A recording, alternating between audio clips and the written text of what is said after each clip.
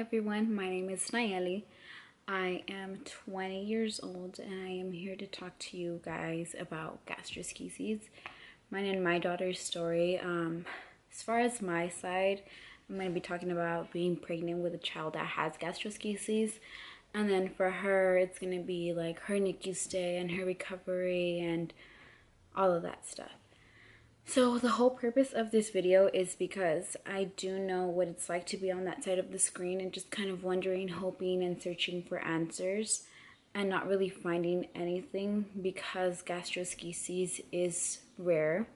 It does only happen to 1 in every 5,000 births or 10,000, I'm not sure. I was told it's 10,000. I do like research and it says 5,000, so I'm not too sure. But yeah, gastroschisis is a birth defect. It's when the intestines are on the outside, and how that happens, there's a small defect on the wall, like where the umbilical cord goes and it connects to their stomach. There's a little hole and it causes the intestines to come out. And that's how their intestines get on the outside. And I just remember being pregnant and not really finding that support system that I needed. There was like apps that I would download and groups that I would join, and then I would ask a question and there wasn't really a good response. It would be like a week or two and someone would finally reply with not really an answer that I was looking for. So I decided to make this video and hopefully it gets to someone who needs it, because I know what it's like. It's something really hard to go through, and I'm here making this video and hopefully it helps someone. So I'll kind of just jump into it. I found out I was pregnant in January and I was scared at first. I was like, what am I gonna do? I'm only 20 years old. Like, what am I gonna tell my parents? What are they gonna say? So, yeah, I found out I was pregnant in January and I told my boyfriend, and he was the one that was like a little more excited than I was, just because I was still kind of scared. Until I had my first doctor's appointment was when it really kicked in. I was like, oh my God, I'm gonna be a mom. And after that, I was super excited. I started eating good. I started taking my vitamins and just kind of taking care of myself. Everything that you're supposed to do for like a healthy baby. And come May, I had my anatomy scan. And it's the one where they check like every little piece of the baby from head to toe, like all the bones and all of that stuff. And it's also the one where you get to find out whether you're having a boy or a girl. And I didn't get the best news. That's when I was told that Alexa was gonna have gastroschisis. And I just remember, I went numb. I didn't know what to say, and the doctors were trying to talk to me, and I didn't know what to say.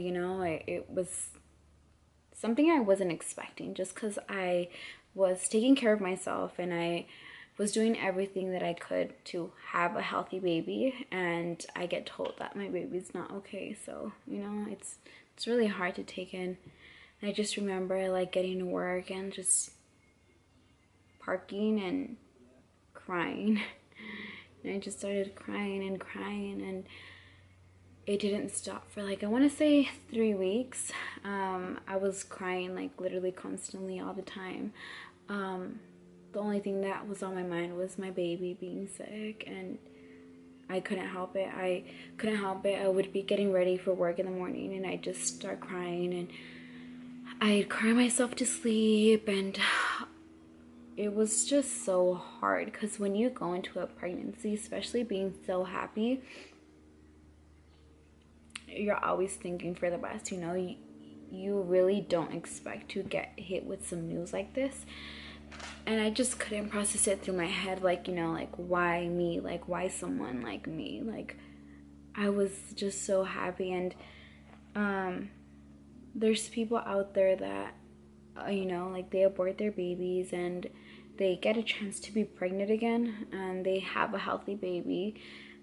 I'm not wishing bad on them or saying that they're supposed to have an unhealthy baby, but you know, like they killed a baby that could possibly be healthy. And or people that smoke and drink and are on drugs, all of that, and they end up having a healthy baby. And you know, everything that you're not supposed to be doing to prevent stuff like this, like those people end up having a healthy baby. Not saying that they should have an unhealthy baby, but I don't know if that kind of makes sense.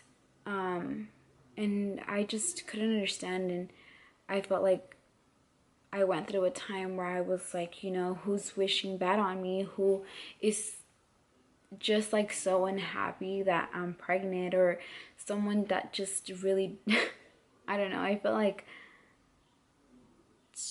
I strongly believe that vibes and energy can go a long way, and I feel like maybe someone wasn't saying, you know, like I wish this and that on her, but just their energy, I feel like that could possibly go a long way.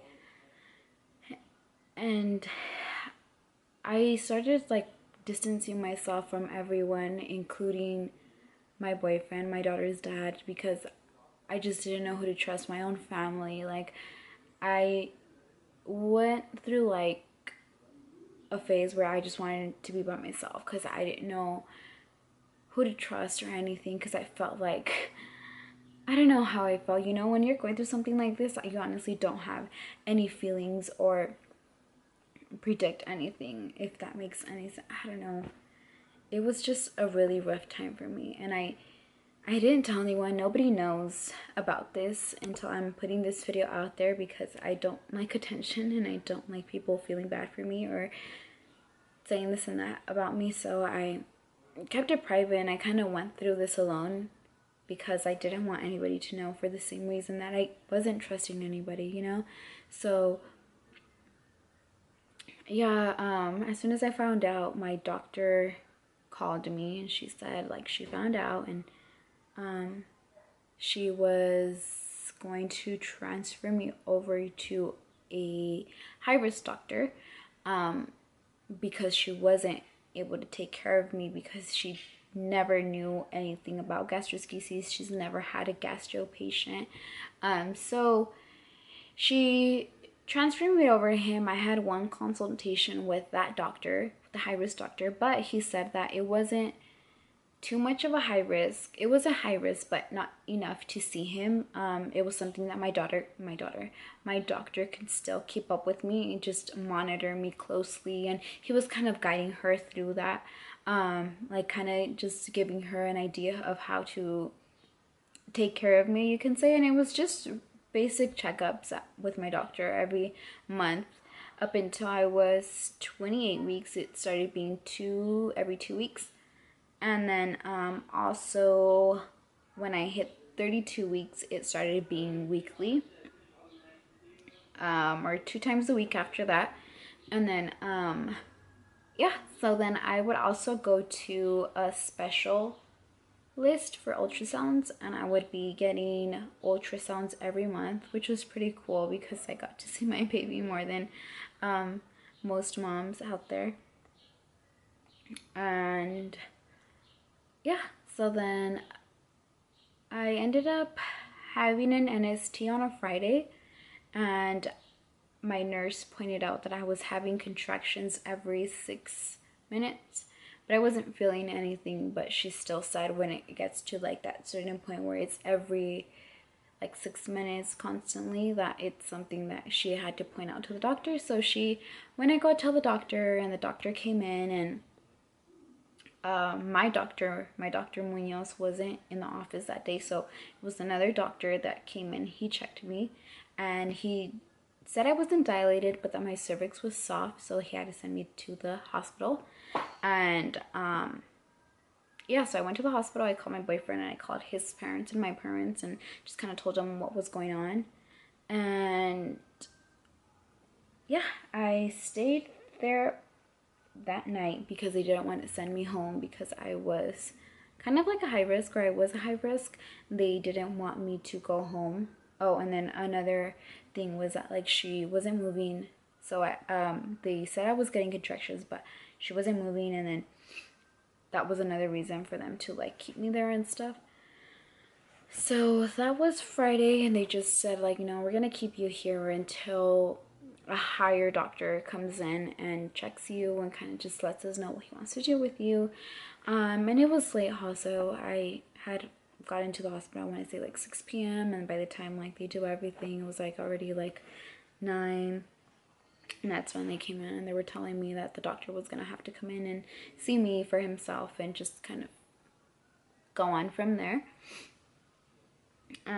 So Saturday came and I was going to be 35 weeks on Sunday, which is the next day. And Saturday they had said that they were going to keep me there for a whole week just so that I was able to keep her in me a little longer and so she was able to develop a little more. Yeah, so she was able to develop a little more, but that wasn't the case. On Sunday, they came and they said, you know, we're gonna try to induce you tomorrow, which was Monday, and they were not kidding. At 12 o'clock midnight, they started inducing me. And the first way that they induced me was, they put the balloon in me and it's supposed to expand and it helps your cervix open. So I actually started feeling contractions right away and my body was reacting to it. So I opened up to like 3.5, I want to say. And as soon as I opened up to 3.5, they took it out just to see if maybe my body was ready to have her on my own. But I ended up closing back again. So then they put me on Pitocin. Don't remember what I started at, but I know I was on Pitocin. And so I was on Pitocin for a while and it hurt so bad. Like when you're getting induced, it hurts so bad because your body isn't ready. So they're putting medicine into you to make your body ready, you know? So the contractions hurt. It hurt so bad. I only opened up to 3.5, but it was so painful. And props to all the moms that actually go like full on natural labor because I was not having it. And yeah, I was on Pitocin, so I was contracting. And then after the doctor came in, I believe her name is Dr. Blake. She came in and she said, you know what, we're gonna have to go higher on the Pitocin just so it kind of speeds up because I feel like we need to get this baby out now, because she wasn't moving, she wasn't breathing, she failed her BPP test, which is they kind of score her as a passing score. She's supposed to be at a 6 out of 10, kind of like an, you know, just giving them an okay, but she was at a 2 out of 10 because she wasn't moving and she wasn't breathing and she wasn't doing too good in my stomach anymore. So yeah, she ended up like hiring the dosage of the Pitocin, and I want to say it was probably like 10, no, it was not 10 minutes, it was probably 5 minutes after she had said and put in the order for me to get a higher dose of Pitocin. She came back in and she said, you know what, sweetie, we're going to have to, sorry, Alexa woke up. Sorry. So she came back in the room and she said, okay, so we need to get this baby out and we need to get it out now. You know, something's telling me that she's not right in there and I don't want to put you on more Pitocin and something goes wrong and we're waiting too long. So she came in and she said, you know what, we're gonna have to do an emergency C-section now. So I was like, you know, okay, whatever we have to do to get my baby out and for her to be okay. So they started prepping me for my C-section, and I just remember crying because just everything that's going on when it's an emergency C-section, like you just see like boom, like just like all the nurses are just like in a rush, or like they're just trying to get everything together, and like you're kind of just laying there and they're doing like all these stuff to you. You have an IV on, but then they have to come in and they do another emergency IV just in case, like if an emergency happens. You have to sign all these paperwork, and it was just like so scary. And it was just me and my boyfriend, we were just there, and I just remember him saying like, you know, everything's gonna be okay. They're not doing this if they weren't sure it was the right reason. So, and I understood all that. I understood that, you know, like I was gonna be okay, but I just felt scared because I felt like they were doing it because my baby wasn't okay, you know, and I was just scared that something was gonna happen to her. And I ended up going to the ground floor, which was where the surgery room was at. And oh my God, that is so scary. I don't know your guys' emergency rooms, but mine was so scary. Like, you're literally walking in there and it's like your death room. Like, literally. It's so cold. And I remember they had me like this, and they put weights on your feet and they put weights on your hands, and they tie you, both your arms and your feet, like you're tied down. And I remember like looking to the side, and there was this guy like counting all the scissors and the knives and all of that, and I was like, oh my God, like I was just so scared. I was in there by myself because while they prepped me, like I'm supposed to be there by myself, or I was there by myself, and my boyfriend had to wait outside. And then when he came in, I was a little more at ease because I was like, okay, you know, like he's here, I'm okay. And yeah, so then they started the surgery, and I was not asleep. I was kind of still awake, but kind of like, you know, and I felt like all the tugging and stuff that they were doing. And I heard when they said that she was out, and she didn't cry right away because they had to take stuff out of her mouth. And it wasn't until like a little while after that, like I heard her crying. I just remember like looking to my boyfriend and saying like, you know, like we did it, you know, like we're parents. And I just remember that I started feeling like what they were doing, and it started like hurting like really bad. So I was just like, I remember I was just like, ow, like ow, ow, ow. And I guess they just kind of like started squeezing the whole bag of morphine, and they just put it into my body so I couldn't go to sleep. And I did fall asleep. And my boyfriend says that when they were bringing my daughter, he was like, you know, like, babe, babe, babe, look, look, like they're bringing her, like, look, she's right here. But I don't remember any of that. And I wish I did. I wish I did. And I wish I would have like seen her at least like a little glance, because we weren't able to hold her. But that was that. And I ended up going to the recovery room, and I kind of had like a panic attack. It was like in the movies, and you don't think it's like, oh, it's so fake, but it's actually real. Like I remember waking up and I was like, where am I? You know, like what am I doing here? Like what? Like I was just like kind of going crazy, like just like a panic attack. And I was like, where's my daughter? Like where's everyone? Like what is this? And the nurses came, and they were like, you know, like you're okay, your daughter's okay, everything is fine, I need you to calm down. Like, and I just kind of like, okay, you know, like I kind of put myself together, and I was like, okay, you know, like I'm fine. They're like, we're gonna take you up to your room right now, everything is fine.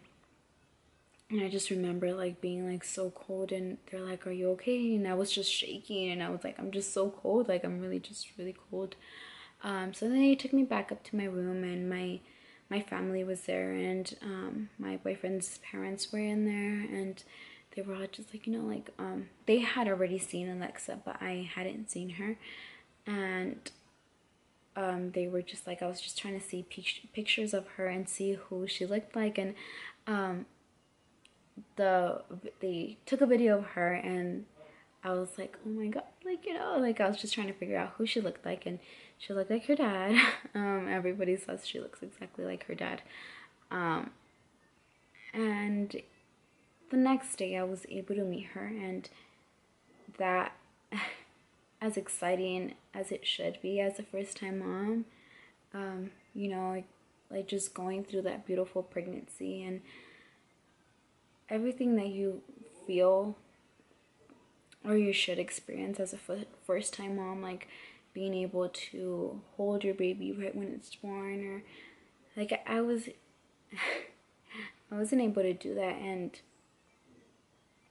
I feel like that's what like really got to me when I found the news, was just like I wasn't gonna have like that perfect pregnancy that all the girls get to experience, you know, like they get to take a picture with their baby and it's like the first time they see each other, the first time, and it's just such a beautiful moment that I wasn't able to experience, you know. It's just like really hard. I feel like that was the hardest to go through, and just like seeing my daughter fighting for her life.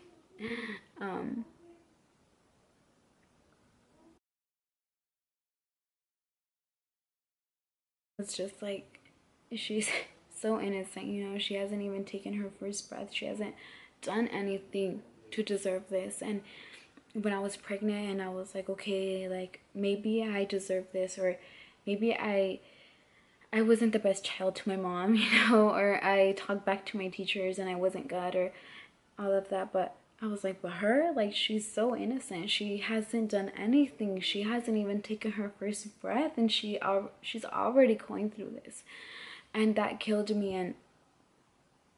And just seeing her in the NICU and just fighting for her life, that broke my heart.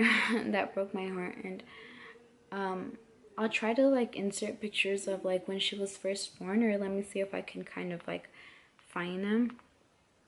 So when she was born, she had, I want to say, it was like this much of intestines that were out, and they put it into like a silo, and gravity is just supposed to put it back inside them, just like an umbilical cord would. Like it's like their pretend umbilical cord that they put on them so that the intestines just go back into them. And let me see if I can find, it's right here. So I don't know if you can see, but that's how much she had. And then so it was so funny. I spent my 21st birthday. All I wanted to do for my birthday was wake up to my daughter for my 21st birthday. And I remember before, when I was 20, I always planned like getting super drunk for my 21st birthday, and I ended up spending it in the NICU with my daughter. So this is when I took this picture, it was like early in the morning. It was 10 a.m. and I woke up and I was holding her, and I wanted to take a picture of her, and I was taking the pictures, and I was like, oh my god, like she smiled. And I looked at my pictures right away, and like I ended up getting this one, which is so cute. Oh my god. And then yeah, she had her surgery day. This was when we brought her home finally. Oh, my cute little baby. So she had her closure surgery when the intestines were all back in. She was a week and a day old. She was born on a Monday, and she ended up having her surgery on a Tuesday. And I remember being in the surgery room, this waiting room for the surgery, and just like, I was just so, I don't even know how to describe it, but I just remember like, it's like the longest hour ever. It literally felt like years just waiting for the surgeon to walk through the door and just telling us like, is she okay? Did something go wrong? And we were waiting there, and then it was just me and her dad, and we were waiting there, and he came back and he said, you know, she's fine. And Everything went perfect. I was able to give her a little belly button because, like I said, it comes out from the little hole next to the belly, or the umbilical cord, which is the belly button. That's where there's that little hole that causes the intestines to come out. So he was able to give her a little belly button, and so I thought that was pretty cool. So she does have a belly button, but she still has like a scar to the side. It looks like a belly button, but kind of doesn't really look like one, if that makes sense. And yeah, not bragging, I know she's my daughter and every parent feels like this, but she was literally the cutest baby ever. And she has two dimples that drove all of them crazy, the doctors and the nurses. And she had the most amazing nurse, Emmy. If she ever watches this video, I can't thank you enough for how much you took care of Alexa. She was with her 6 days a week, called her baby. And she was basically her baby because she was with her 6 days a week and just taking care of her. And she was Asian, and I swear, Alexa now, like, if she sees an Asian person and she talks to them, she's always just smiling and stuff. And I always think back, like, it was Emmy, you know, like she had like this Asian accent, and she would talk to Alexa every day. It was like her first month of life, and she would just hear like Emmy. So I always think, like, you know, like, it's Emmy. Emmy got her close to them, and I think that's pretty cool. But yeah, so then they were all like, she's fine, and we went back up, and we weren't able to hold her until 2 days. So she was a week and a half old when we were finally able to hold her. And she was on the breathing tube when she was born for just 2 days, and then she was fine after that. And I forgot to mention, before I had her, I was a week before, I was already in the hospital because she wasn't moving. So I ended up getting steroid shots because they thought that she was gonna come out then. But they ended up sending me home just on steroid shots. I got both of them, so which was why it kind of helped her lungs develop faster, and she was able to get off the breathing tube so soon. And then after she had her surgery, she was on it for the same reason, because she had just had surgery.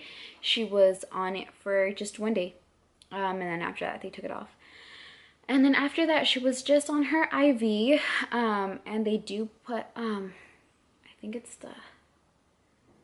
the one that goes all the way to her heart. I don't remember the name of it.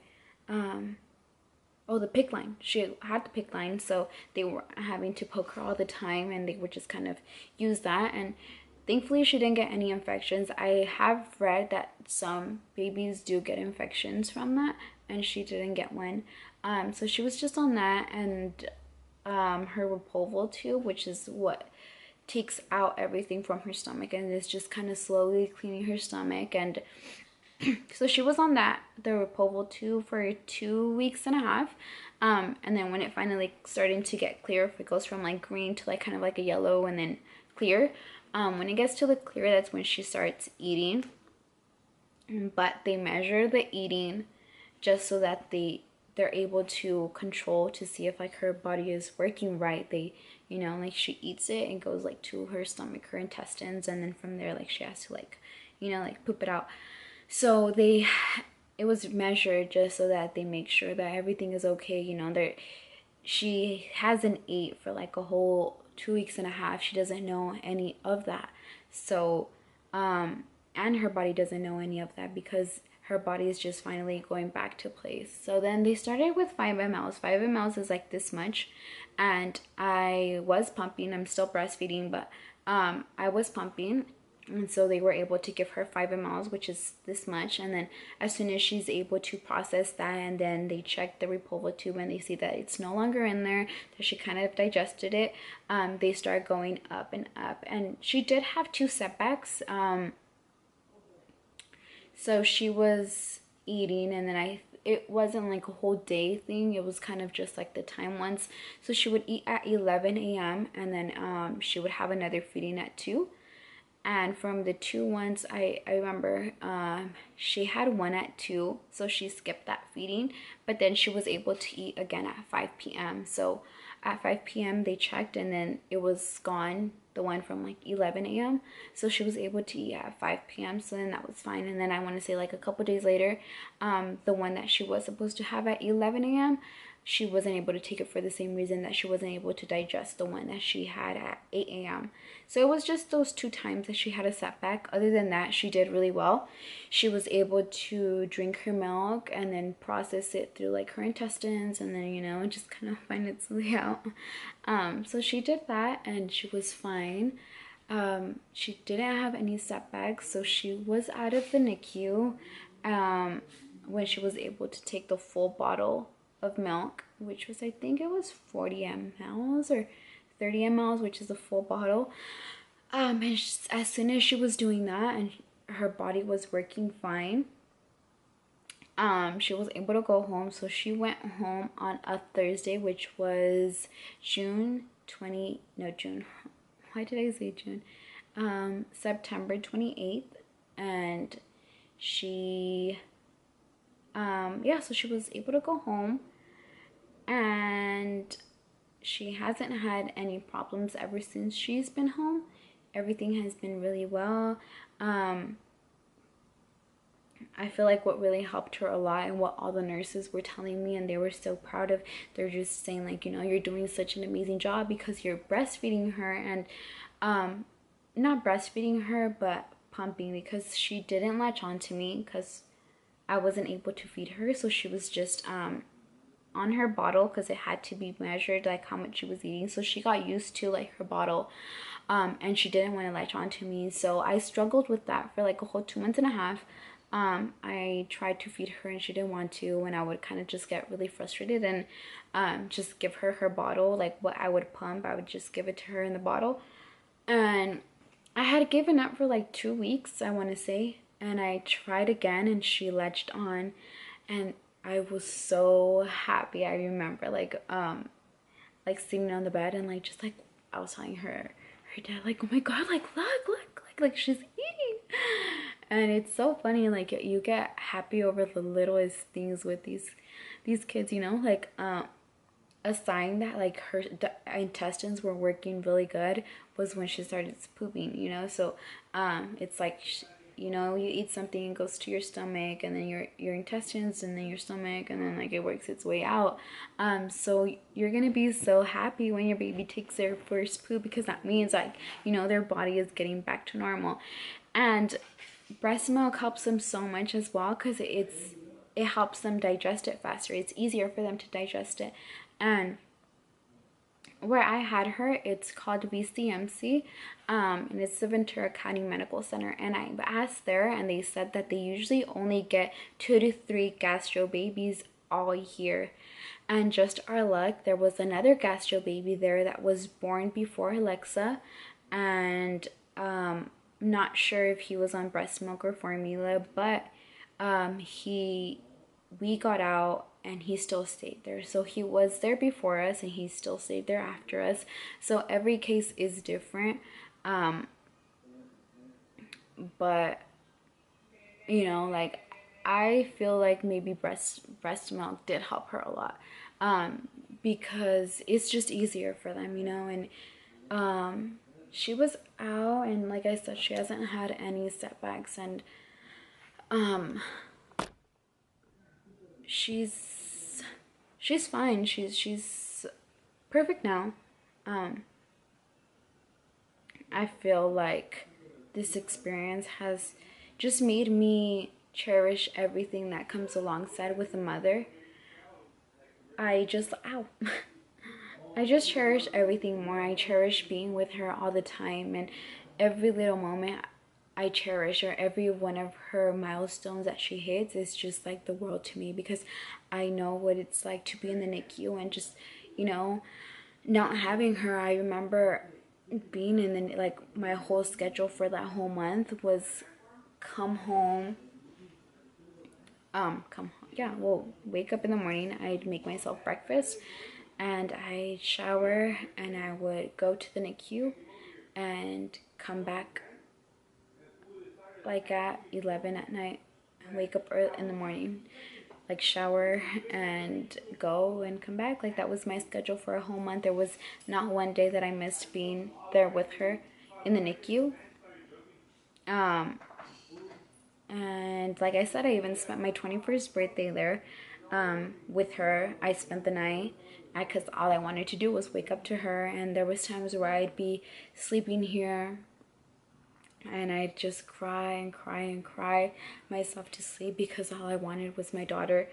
And then I also wanted to mention that when I had my checkup with my doctor, they do a postpartum test on you, and she was trying to diagnose me with postpartum depression, because all the questions that they ask are, do you cry? Do you randomly find yourself crying? Do you cry like at random times of the day? And I would answer yes to them, but I wasn't crying just to cry. I would cry because I'd miss my daughter, because I needed my daughter, or there's times where I would wake up in the morning and just start crying because I would look and it's like, you know, how do you go from like having her with you every day for 9 months to just not having her and not being near her? I mean, I live close by to the hospital, but just like, you know what I mean, like just waking up to her or not having her with me physically. So, but after I knew I wasn't into like the postpartum depression, I know it was just the fact that I needed my daughter with me, and it was just that. I know I wasn't like into like that depression. I feel like if I was, I would have kind of accepted it, or I said like, okay, you know, I think I need help. I am depressed. But when I got her, when she was out of the NICU, I was happy. I was fine. I never like felt sad or any of that. So I think that's it. And then again, like I felt like I was even like struggling even more just because nobody knew about Alexa besides family. It was just like my family. I never put it out there. Like I said, I am a very private person, so I don't really put my stuff out there. Nobody knows about this until I put this video out there, all my friends and stuff like that. I just feel like everybody kind of goes through their own thing and they don't need like my problems on top of them. And sometimes people just want to know what's wrong, just kind of like to know. And once they know, it would kind of get to me that like they're not there for me. So it's like kind of like, why did I tell you then? So I kept it through myself, and I feel like now it's kind of like a weight lifted off my shoulders because I'm kind of like putting it out there, and it's kind of like, you know, like I'm not hiding anything anymore. It's out there, and I want to help someone that was going through the same thing I went through, and just know that you're not alone. Like I went through that. I know what it's like to be trying to enjoy your pregnancy, but not really, because in the back of your mind every day, like you know that your baby is not fine, you know, like they're struggling in your stomach. You feel like you're doing something wrong or you did something wrong and it's your fault, but it's not. I even distanced myself from her dad, which is, it wasn't the best, just because I felt like, you know, like he didn't care because he wasn't really showing his emotions. But until one time, I remember we were both laying down in bed, and I told him like, you don't even care, you know. And he just looked at me and he just started crying, and he broke down, and then we both broke down, and we were just like crying, hugging each other in bed. And he's like, you know, how is it gonna be, how are we gonna get through this if we're both always crying? He's like, I have to be the strong one, and I have to, you know, like be there for you, because if we're both like this and we're both crying, he's like, what are we gonna get out of this? Who's gonna support who? So I was just like, you know, that's when I was like, you're right, you know, like we can't both be crying all the time. Like he was literally my rock through everything. And although I was constantly pushing him away and all of that, like when he would get home from work, I know he was like crying his whole way here. Like his eyes, like just, he started getting like bags under his eyes, and I know it was because he was crying, but he just didn't show it to me because he didn't want both of us to be like sad at the same time. You know, it's kind of like you be sad here and then I'll be sad here, and then like we just can't. And I understood it. I was like, you know, you're right. Like maybe for some of you guys it's like you want your partner to cry with you and be there for you, and although that's fine too, but I did like the way he did it. He was my rock. He was the strong one, you can say, although I know it hit him a little harder than it hit me, because it was, I mean, he was a little more excited than I was, like I said, and it was just hard. It's really hard for both sides. But I feel like if maybe your partner's not showing you that they care, maybe they're doing it like my boyfriend. So like I said, like for women it's a little easier to like express your feelings or stuff like that, but it's not necessarily that way for guys, you know. Sometimes it's just they don't know how to express their feelings, like for example my boyfriend, you know, like but yeah, I'm gonna go grab Alexa so you guys can meet her and see her and all of that, and just yeah, I hope this video was helpful and it helped one of you girls out. Just know you're not alone, you know. If you guys have any questions or anything like that, you know, I'm gonna have my Instagram page public now, and I'm gonna link all my stuff down below, and I'll even add my email address, which I'm able to reply to because I'm always on it during work, so it's fine. And I will reply because I know what it's like. Like I said, like the whole purpose of this video is because I do know what it's like. And if you're watching this and you're still pregnant, I would really recommend if maybe you would start vlogging your journey and stuff like that, because there's not much out there. Like I said, me myself, I'm more of like a visual learner, or like if I see like videos and stuff, I'm like, okay, you know, like I'm not going through it alone. Sometimes like when you're on like the apps and you ask a question, like I said, and they take forever to reply, I feel like I don't really learn from that.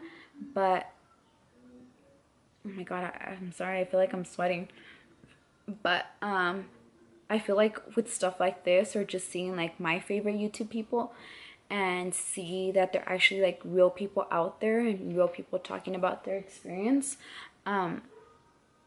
it's really helpful. And I feel like I would have loved someone to like show their journey on YouTube or just in general. So if you're pregnant and you plan on like making something like this, I really do recommend it, because like I said, there's no videos out there, there's nothing out there for someone to for someone like me, which is kind of more of like a visual person, to see that, you know. So I would really recommend it. And I was really nervous to do this, and I feel like I'm really comfortable here, because I'm kind of like letting all of it out. And there were so many things that I wanted to say, and I was planning on saying when I was gonna make this video. I don't know if I got it all, and I hope I did. But yeah, I hope you guys enjoyed, and let me go get Alexa. She's outside. Hi, so this is Alexa Nevea. She is named after her dad. Her dad's name is Alejandro, and my grandma, who I would pray, hi mi amor, who I would pray for and just ask her to watch over us and just take care of my baby every day. So it was only right to name her after her, and it worked out fine because her dad's name is Alex too, ¿verdad que sí, mi amor? See? Hi! Hi! Hi! And her middle name is Nevea. Yeah, otra vez, otra vez, otra vez. Hi. Hi. And her middle name is Nevea because if you don't know, Mama. Her Nevea is heaven backwards, and she is sent from heaven. So por eso sí, ¿verdad? Dile a todas las mamás allá. Dile everything is gonna be okay. And don't worry. I'm trying not to have her speak English, and I'm over here telling you guys to tell you guys in English. Salud. Salud. So yeah, this is Alexa. She is my little gastro baby. And she is... Sí, mi amor. ¿Qué pasó? ¿Qué pasó, mi amor? And I wouldn't trade it for the world. We were on a rough start, but ¿qué pasó? But here she is, and I wouldn't trade it for the world. And I feel like as a NICU mom, I cherish every little minute, second, and ¿qué pasó? I just cherish everything so much more because I know what it was like not to have her and stuff. So, Mami, ¿qué pasó? ¿Estás con Mami? ¿Dónde papi? She's probably mad because I took her from her dad. But, let's take a peek. ¿Qué pasó? Okay, diles bye. Diles bye.